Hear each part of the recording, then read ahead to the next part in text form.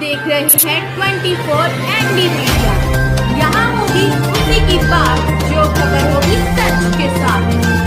आप सभी को नमस्कार। वनवासी कल्याण आश्रम की स्थापना 1952 में, उस समय की जो मुख्य समस्या थी वो वनवासी समाज को आदिवासी समाज या जनजाति समाज के नाम से जाना जाता है। उनमें विदेशी धर्मावलंबी बड़ी भारी संख्या में धर्मांतरण कर रहे थे। तो इस समय इसकी स्थापना हुई मुख्य उद्देश्य ये था कि जनजाति समाज को इसका संपूर्ण विकास किया जाए और सर्वांगीण विकास सभी आयामों में किया जाए। उसके साथ ही इनकी जो सनातन काल से जो पूजा पद्धति, जो संस्कृति है, उसको नष्ट होने से रोका जाए। तब से लगाकर हम 70 वर्ष तक अभी ये कार्य कर रहे हैं और ये वर्ष हमारे लिए इसलिए भी महत्वपूर्ण है कि पूरा देश आज़ादी का अमृत महोत्सव मना रहा है। और पिछले वर्ष भारत सरकार ने एक प्रस्ताव पास किया सरकारी तौर पर कि जनजाति गौरव दिवस मनाया जाए। आज़ादी के आंदोलन में जनजाति समाज के हजारों लोगों ने शहादत दी, लेकिन इतिहास के पन्नों पर वो दर्ज नहीं हो पाया। और इस समय कल्याण आश्रम लंबे समय से प्रयास कर रहा था कि इन समाज में कौन कौन से ऐसे व्यक्ति थे जिन्होंने देश की आज़ादी के लिए या अंग्रेजी शासन के जो गलत कार्य थे उनका विरोध करने के लिए जनजाति समाज 1857 से 1947 के बीच में क्या शहादत दी, उसके बारे में गांव-गांव जंगलों में घूम करके और डॉक्यूमेंट्री बना के उनके इतिहास के जो भी तथ्य मिले या किंवदंतियां मिली या लोगों से सुना गया, उसके आधार पर हम करीब 100 से ऊपर महापुरुष जो इस आंदोलन में शहीद हुए हैं और संख्या तो उनकी हजारों में है। लेकिन इन दस्तावेजों के आधार पर भारत सरकार को जब संज्ञान में आई ये बात कि इन लोगों ने इतनी बड़ी संख्या में शहादत दी है, तो क्यों नहीं इनको समाज की मुख्य धारा किया जाए, उनके विकास के लिए कार्य किया जाए। भारत में आदिवासी शब्द से एक कई सारा, जैसे किसी ने कहा कि आर्य विदेशों से आए, तो कई सारी भ्रांति से अगर वो आदिवासी हैं तो फिर दूसरे लोग इस देश में रहने वाले हजारों लाखों वर्षों से वो कहाँ के। इसलिए सरकार ने स्पष्ट वहां पर यूनो में लिखा है। हम ये नहीं चाहते कि ईसाई मिशनरियों के इशारे पर इसी दिन 9 अगस्त 1610 को जनजातियों पे अमेरिका में नरसंहार किया था और अमेरिका के आदिवासी उस दिन को काला दिवस मनाते हैं। तो इस देश के परिप्रेक्ष्य में भी यदि किसी ने देश के लिए शहादत दी है, उस दिन को अगर हम राष्ट्रीय अवकाश जनजाति समाज के लिए घोषित करवा सकते हैं तो वो एक समाज के लिए अच्छा संदेश जाता है। मिशनरियों ने अपने हिसाब से जब जनजातियों का अमेरिका में नरसंहार कर रहे हैं और उसी तारीख को उन्होंने अपने तरीके से यूनो में 9 अगस्त घोषित करवा दिया। इससे क्या होता है, समाज में जो अराष्ट्रीय तत्व है वो इस समाज को भ्रमित करके और राष्ट्र विरोधी गतिविधियों में सम्मिलित कर रहे हैं, जिससे नक्सलवाद पैदा हो रहा है। और जनजाति समाज को मुख्य धारा में लाने के लिए हमारे कल्याण आश्रम का जो प्रयास है वो इसलिए है कि देश की सीमाओं पर, सामरिक स्थानों पर जनजाति समाज पूरे देश की सीमाओं पर बसा हुआ है। अभी हमने अरुणाचल प्रदेश में चाइना के बॉर्डर पे 200 किलोमीटर तक तिरंगा लेकर आदिवासियों को ही तैयार किया और वो प्रतिवर्ष चाइना के बॉर्डर पे तिरंगा लेके निकलते, राष्ट्रीयता की भावना पैदा हो, उसके लिए ये सारी गतिविधि चलाई जा रही हैं। और जनजाति महापुरुषों को इतिहास में उनका नाम दर्ज किया जाए, उसका भी हमारा प्रयास है। शैक्षणिक विद्यालयों में अगर ऐसे महापुरुषों का नाम दर्ज होता है जो देश के लिए लड़े और देश की संस्कृति को नष्ट करने वाले लोगों के खिलाफ लड़े, ये हमारा पूरा प्रयास है। और पूरे देश में जहाँ जनजाति समाज नहीं, वहाँ पर भी हमने कल्याण आश्रम के केंद्र खोले, जैसे पंजाब है, हरियाणा है, दिल्ली, क्योंकि कल्याण आश्रम का जनता की ओर से, उसमें हम पूर्वांचल के बच्चों को ला करके यहाँ पढ़ाते हैं। कितने बच्चों धर्मांतरण की गतिविधियां बहुत ज्यादा हैं, उन बच्चों को यहाँ ला के शिक्षा देते। विद्यालय तो अपने सरकार के होते हैं, उन्हीं में पढ़ते हैं वो, और आश्रम की व्यवस्था, उनके खाने पीने रहने की। कितने बच्चे हैं ये अपने हरियाणा में जो शिक्षा ग्रहण कर रहे हैं पूर्वांचल के? 70 बच्चों की व्यवस्था है जी। 20 बच्चे फरीदाबाद में और 50 बच्चे भिवानी में। भिवानी +2 तक का है और कॉलेज विद्यार्थी फिर आगे जाके फरीदाबाद। कैथल शहर में भी पूर्वांचल के काफ़ी बच्चे हैं, क्या कैथल शहर में भी कोई ऐसा विद्यालय खुला जाएगा सर, जो बच्चे शिक्षा ग्रहण कर सके? अभी हम प्रयास ये कर रहे हैं कि जहाँ पर भी हमें सहयोग मिले समाज का, वहाँ उनके शिक्षण की व्यवस्था के लिए आश्रम हम खोलने का प्रयास कर रहे हैं जी। वो समाज की सहमति से, आप सभी की सहमति से उनके ऐसा भाव आता है समाज का, वास्तव में ये इनकी सेवा की है।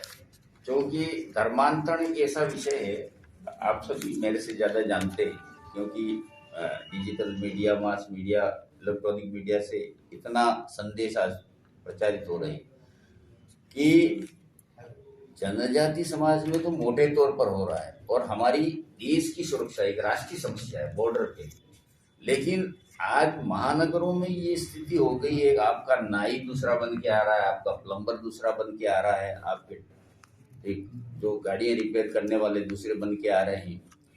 किसी व्यक्ति विशेष बात, लेकिन एक ऐसी साजिश का पर्दाफाश धीरे धीरे हो रहा है कि किसी तरह से यहाँ पर सामान्य वर्ग के बीच में आकर के कोई दुकान किराए ले लेना। और मैं पंजाब गया था, तो पंजाब में शेड्यूल कास्ट के अंदर बहुत बड़ी पैमाने पर समाज ने बताया कि वहाँ पर भी धर्मांतरण की कार्रवाई हो रही है। कैथल में बहुत ज़्यादा है। और हाँ, ये कह रहा हूँ साइलेंट मोड पे उनके कई रूप हैं। चलो यहाँ बौद्ध धर्म अपना रहे ज़्यादातर, ईसाई मशीनरी बहुत चल रही है, बनाने के लिए भी बातें किया, और जनजाति समाज के बारे में ईसाई मिशनरियों और उनके पादरियों ने बहुत ही अपमानजनक शब्द कहे थे। लेकिन वो बच्चा इतना कुशाग्र था कि 16 वर्ष की उम्र में ईसाई मिशनरियों और अंग्रेजी शासकों की नीतियों को समझ गया और संपूर्ण समाज को संगठित किया। और ऐसी क्रांति हुई कि कई जगह अंग्रेज अफसरों को भागना पड़ा, कुछ मारे भी गए। झारखंड के खूंटी जिले में उलियातू गांव है, जहां उनका जन्म हुआ था। उस गांव से कुछ किलोमीटर दूर एक पहाड़ी है, बम्बारू की पहाड़ी। जब इनकी मीटिंग चल रही थी तो अंग्रेजों ने गोलियां चलाई, 400 से अधिक व्यक्ति मारे गए, और बाद में ये वहां से बिरसा मुंडा निकल के भागे, लेकिन पकड़े गए और रांची की जेल में उनको 1890 में किसी बीमारी का कारण बता के मृत्यु होना बताया। लेकिन जो लोगों ने सुना है वो ये कहता है कि जहर दे के मारा था, तो वो कारण का सही तथ्यात्मक पता नहीं है अपन को। इस तरह से पूरे देश के लोगों, आज़ादी के स्वतंत्रता संग्राम में जिन्होंने शहादत दी, उनका हम एक पुस्तक अमृत महोत्सव के दौरान मना रहे हैं, प्रकाशन करके अभी उसको लोकार्पण कर रहे हैं। और इसी समय जनजाति समाज के महत्व को समझते हुए भारत सरकार ने सर्वोच्च संवैधानिक पद पर भी श्रीमती द्रौपदी मुर्मू को राष्ट्रपति बनाया, क्योंकि जनजाति समाज बहुत ही विकास के मामले में अंतिम पायदान पे। तो राष्ट्र अगर विकास करता है और कोई समाज या वर्ग उसका पिछड़ा रहता है, तो वो राष्ट्र के लिए भी उचित नहीं है। इस जिस तरह से कल्याण आश्रम ने एक विजन डॉक्यूमेंट तैयार किया 2015 में, और किस तरह से दुर्गम पहाड़ों में और जंगलों में किस तरह से इनकी शिक्षा का, इनके स्वरोजगार की कार्यवाही की जाए ताकि ये समाज अन्य समाज के बराबर आए। हम एक पुस्तक का प्रकाशन कर रहे हैं आज़ादी के अमृत महोत्सव में, और पूरे देश में भगवान बिरसा मुंडा की जयंती को सारे केंद्रीय मंत्री और जहां मुख्यमंत्री हैं सभी ने हर गांव में, विद्यालयों में हर्षोल्लास के साथ मनाया, ताकि जनजाति गौरव दिवस जो सरकार ने उनको अधिकृत फैसला किया है उसको प्रभावी किया जाए। इसका दूसरा एक कारण और है कि 9 अगस्त को आदिवासी दिवस समाज पूरे देश की सीमाओं पर बसा हुआ है। अभी हमने अरुणाचल प्रदेश में चाइना के बॉर्डर पे 200 किलोमीटर तक तिरंगा लेकर आदिवासियों को ही तैयार किया, और वो प्रतिवर्ष चाइना के बॉर्डर पे तिरंगा लेके निकलते, राष्ट्रीयता की भावना पैदा हो। उसके लिए ये सारी गतिविधि चलाई जा रही हैं, और जनजाति महापुरुषों को इतिहास में उनका नाम दर्ज किया जाए, उसका भी हमारा प्रयास है। शैक्षणिक विद्यालयों में अगर ऐसे महापुरुषों का नाम दर्ज होता है जो देश के लिए लड़े और देश की संस्कृति को नष्ट करने वाले लोगों के खिलाफ लड़े, ये हमारा पूरा प्रयास है। और पूरे देश में जहाँ जनजाति समाज नहीं, वहाँ पर भी हमने कल्याण आश्रम के केंद्र खोले, जैसे पंजाब है, हरियाणा है, दिल्ली, क्योंकि कल्याण आश्रम का बड़ा उद्देश्य ये है कि देश के अन्य समाजों को ये समझाना कि कहीं न कहीं हमारी नैतिक जिम्मेदारी भी थी कि अंग्रेजों ने हम पूरे समाज को अलग किया, तो हमारी नैतिक जिम्मेदारी है हमारे समाज के भाइयों को हम राष्ट्र की मुख्य धारा में लाएं और उनका विकास भी हमारे बराबर हो। ये हमारा कल्याण आश्रम का उद्देश्य है, इसके लिए हम कार्य कर रहे हैं। कहाँ खोले आपने कल्याण आश्रम? जी हरियाणा में कल्याण आश्रम आपने कहाँ खोले आपने?